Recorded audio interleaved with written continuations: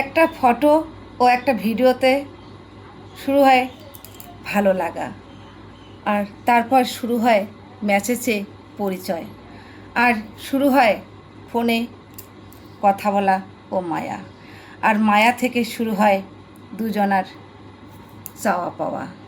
এই চাওয়া পাওয়া যখনই শুরু হয় তখনই দুজনের জীবন একেবারে বরবাদ হয়।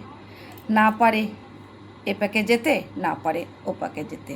তাই আমি বলবো যে যখন ফটোতে ভালো লাগা আর মেসেজে পরিচয় আর ফোনে হলো মায়া, আর কথা বলতে বলতে দুজনার চাওয়া পাওয়া, এসব নিয়ে চিন্তাভাবনা না করে সবার সঙ্গে বন্ধুত্ব করো, ও বন্ধুত্ব হবে সবার সঙ্গে মিলেমিশা করো।